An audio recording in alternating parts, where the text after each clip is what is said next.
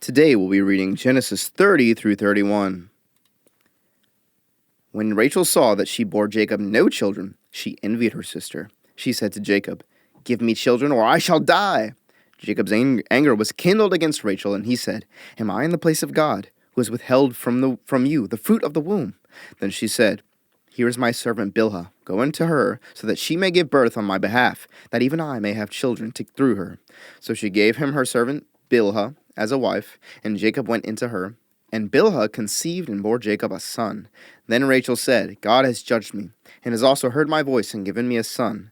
Therefore she called his name Dan. Rachel's servant Bilhah conceived again and bore Jacob a second son. Then Rachel said, "With mighty wrestlings I have wrestled with my sister and have prevailed." So she called his name Naphtali. When Leah saw that she had ceased bearing children, she took her servant Zilpah and gave her to Jacob as a wife. Then Leah's servant Zilpah bore Jacob a son, and Leah said, "Good fortune has come." So she called his name Gad. Leah's servant Zilpah bore Jacob a second son, and Leah said, "Happy am I, for women have called me happy." So she called his name Asher. In the days of wheat harvest, Reuben went and found mandrakes in the field and brought them to his mother Leah. Then Rachel said to Leah, "Please give me some of your son's mandrakes." But she said to her, "Is it a small matter that you have taken away my husband? Would you take away my son's mandrakes also?" Rachel said, "Then he may lie with you tonight in exchange for your son's mandrakes." When Jacob came from the field in the evening, Leah went out to meet him and said, "You must come in to me, for I have hired you with my son's mandrakes." So he lay with her that night, and God listened to Leah, and she conceived and bore Jacob a fifth son. Leah said, "God has given me my wages because I gave my servant to my husband." So she called his name Issachar. And Leah conceived again, and she bore Jacob a sixth son. Then Leah said, "God has endowed me with a good endowment. Now my husband will honor me, because I have borne him 6 sons." So she called his name Zebulun.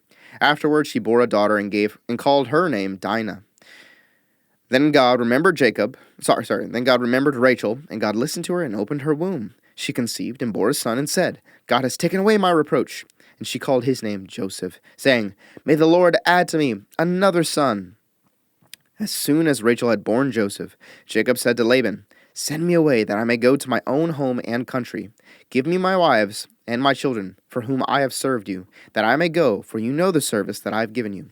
But Laban said to him, "If I have found favor in your sight, I have learned by divination that the Lord has blessed me because of you. Name your wages, and I will give it." Jacob said to him, "You yourself know how I have served you, and how your livestock has fared with me. For you had little before I came, and it has increased abundantly, and the Lord has blessed you wherever I turned.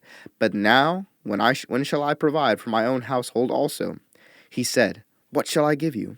Jacob said, "You shall not give me anything. If you will do this for me, I will again pasture your flock and keep it.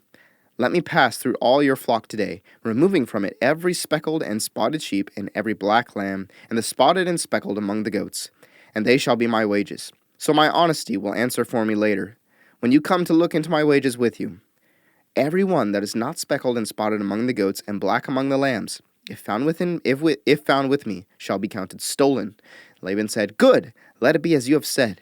But that day Laban removed the male goats that were striped and spotted, and all the female goats that were speckled and spotted, every one that had white on it, and every lamb that was black, and put them in the charge of his sons. And he set a distance of 3 days' journey between himself and Jacob pastured the rest of Laban's flock. Then Jacob took fresh sticks of poplar and almond and plane trees, and peeled white streaks in them, exposing the white of the sticks. He set the sticks that he had peeled in front of the flocks in the troughs, that is, the watering places, where the flocks came to drink. And since they bred when they came to drink, the flocks bred in front of the sticks, and so the flocks brought forth striped, speckled, and spotted. And Jacob separated the lambs and set the faces of the flocks toward the striped and all the black in the flock of Laban. He put his own droves apart and did not put them with Laban's flock. Whenever the stronger of the flock were breeding, Jacob would lay the sticks in the troughs before the eyes of the flock, that they might breed among the sticks. But for the feebler of the flock, he would not lay them there. So the feebler would be Laban's, and the stronger Jacob's. Thus the man increased greatly, and had large flocks, female servants and male servants, and camels and donkeys. Now Jacob heard that the sons of Laban were saying, "Jacob has taken all that was our father's, and from what was our father's he has gained all this wealth." And Jacob saw that Laban did not regard him with favor as before. Then the Lord said to Jacob, Return to the land of your fathers and to your kindred, and I will be with you. So Jacob sent and called Rachel and Leah into the field where his flock was, and said to them, I see that your father does not regard me with favor as he did before, but the God of my father has been with me. You know that I have served your father with all my strength, yet your father has cheated me and changed my wages 10 times. But God did not permit to him to harm me. If he said, The spotted shall be your wages, then all the flock bore spotted, and if he said, The striped shall be your wages, then all the flock bore striped. Thus God has taken away the livestock of your father and given them to me. In the breeding season of the flock, I lifted up my eyes and saw in a dream that the goats that mated with the flock were striped, spotted, and mottled. The angel of God said to me in the dream, Jacob. And I said, Here I am. And he said, Lift up your eyes and see. All the goats that mate with the flock are striped, spotted, and mottled. For I have seen all that Laban is doing to you. I am the God of Bethel, where you anointed a pillar and made a vow to me. Now arise, go out from this land, and return to the land of your kindred. Then Rachel and Leah answered and said to him, Is there any portion or inheritance left to us in our father's house? Are we not regarded by him as foreigners? For he has sold us, and he has indeed devoured our money. All the wealth that God has taken away from our father belongs to us and to our children. Now then, whatever God has said to you, do. So Jacob arose and set his sons and his wives on camels. He drove away all his livestock, all his property that he had gained, the livestock in his possession that he had acquired in Padan Aram, to go to the land of Canaan to his father Isaac. Laban had gone to shear his sheep, and Rachel stole her father's household gods. And Jacob tricked Laban the Aramean by not telling him that he intended to flee. He fled with all that he had, and arose and crossed the Euphrates, and set his face toward the hill country of Gilead. When it was told Laban on the third day that Jacob had fled, he took his kinsman with him and pursued him for 7 days, and followed close after him into the hill country of Gilead. But God came to Laban the Aramean in a dream by night and said to him, Be careful not to say anything to Jacob, either good or bad. And Laban overtook Jacob. Now Jacob had pitched his tent in the hill country, and Laban with his kinsmen pitched tents in the hill country of Gilead. And Laban said to Jacob, What have you done, that you have tricked me, and driven away my daughters like captives of the sword? Why did you flee secretly and trick me, and did not tell me, so that I might have sent you away with mirth and songs, with tambourine and lyre? And why did you not permit me to kiss my sons and my daughters farewell? Now you have done foolishly. It is in my power to do you harm, but the God of your father spoke to me last night, saying, Be careful not to say anything to Jacob, either good or bad. And now you have gone away because you longed greatly for your father's house. But why did you steal my gods? Jacob answered and said to Laban, Because I was afraid, for I thought that you would take your daughters from me by force. Anyone with whom you find your gods shall not live. In the presence of our kinsmen, point out what I have that is yours, and take it. Now Jacob did not know that Rachel had stolen them. So Laban went into Jacob's tent, and into Leah's tent, and into the tent of the 2 female servants, but he did not find them. And he went out of Leah's tent, and entered Rachel's. Now Rachel had taken the household gods, and put them in the camel's saddle, and sat on them. Laban felt all about the tent, but he did not find them. And he said to her father, Let not my lord be angry that I cannot rise before you, for the way of women is upon me. So he searched, but did not find the household gods. Then Jacob became angry and berated Laban. Jacob said to Laban, What is my offense? What is my sin that you have hotly pursued me? For you have felt through all my goods, and what have you found of all your household goods? Set it here before my kinsmen and your kinsmen, that they may decide between us two. These 20 years I have been with you. Your ewes and your female goats have not miscarried, and I have not eaten the rams of your flocks. What was torn by wild beasts I did not bring to you. I bore the loss of it myself.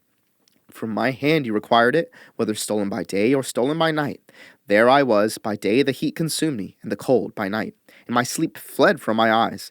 These 20 years I have been in your house. I served you 14 years for your 2 daughters, and 6 years for your flock, and you have changed my wages 10 times. If the God of my father, the God of Abraham, and the fear of Isaac had not been on my side, surely now you would have sent me away empty-handed. God saw my affliction and the labor of my hands, and rebuked you last night. Then Laban answered and said to Jacob, The daughters are my daughters, the children are my children, the flocks are my flocks, and all that you see is mine. But what can I do this day for these my daughters, or for their children whom they have borne? Come now, let us make a covenant, you and I, and let it be a witness between you and me. So Jacob took a stone and set it up as a pillar. And Jacob said to his kinsmen, Gather stones. And they took stones and made a heap, and they ate there by the heap. Laban called it Jegar Sahadutha, but Jacob called it Galeed. Laban said, This heap is a witness between you and me today. Therefore he named it Galeed and Mizpah. For he said, The Lord watch between you and me, when we are out of one another's sight. If you oppress my daughters, or if you take wives besides my daughters, although no one is with us, see, God is witness between you and me.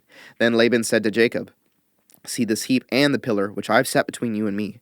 This heap is a witness, and the pillar is a witness, that I will not pass over this heap to you, and you will not pass over this heap and this pillar to me, to do harm. The God of Abraham and the God of Nahor, the God of their father, judge between us. So Jacob swore by the fear of his father Isaac, and Jacob offered a sacrifice in the hill country and called his kinsmen to eat bread. They ate bread and spent the night in the hill country. Early in the morning, Laban arose and kissed his grandchildren and his daughters and blessed them. Then Laban departed and returned home.